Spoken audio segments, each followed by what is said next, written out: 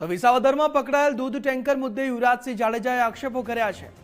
લેરિયા ગામમાંથી ગિરનાર ડેરીમાં જતી ગાડીને પકડી હતી। દૂધને રોકી સ્થાનિક પોલીસ અને પ્રશાસનને જાણ કરી હતી। દૂધના સેમ્પલ લઈ અમે લેબમાં ટેસ્ટિંગ કરવા માટે આપ્યા હતા। દૂધમાં પ્રાણીજન્ય ચરબી, પામ ઓઇલ અને વનસ્પતિ ઓઇલનો રિપોર્ટ આવ્યો છે। દૂધ વિક્રેતાનું લાયસન્સ આ વ્યક્તિ પાસે ન હતું। પોલીસે બંધ બારણે દૂધનો નાશ કરાવી દીધો છે તેવા આક્ષેપો પણ યુવરાજસિંહ દ્વારા કરવામાં આવ્યા છે।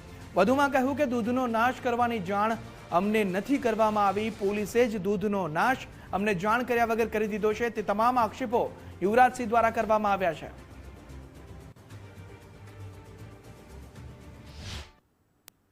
અને બંધ બારણે એફએસએસએન અધિકારી અને પોલીસ તંત્ર અમને એવું જણાવ્યું છે કે આ દૂધનો અમે નાશ કરી નાખ્યો છે। જો ખરેખર નાશ કરી નાખ્યો હોય તો એના વિઝ્યુઅલ એ જાહેર કરવા જોઈએ અને દૂધનો નાશ ક્યાં આધારે કરવામાં આવ્યો જે તે સમયે એનું કારણ પણ દર્શાવવું જોઈએ। એટલે ક્યાંક ને ક્યાંક આ દૂધ જે છે એનો નાશ કરવામાં આવ્યો ત્યારે અમને કોઈને વિશ્વાસમાં કે અમને કોઈને જાણ કરવામાં નહોતી આવેલી। અને વાત ત્રીજી કે આ વ્યક્તિ પાસે એફએસએસઆઈનું લાયસન્સ નહોતું તો શા માટે એ વ્યક્તિ અત્યાર સુધી દૂધ વેચી રહ્યા હતા અને અત્યારે પણ એ વ્યક્તિ દૂધ વેચી જ રહ્યા છે? તો ક્યાં આધારે દૂધ વેચાઈ રહ્યું છે?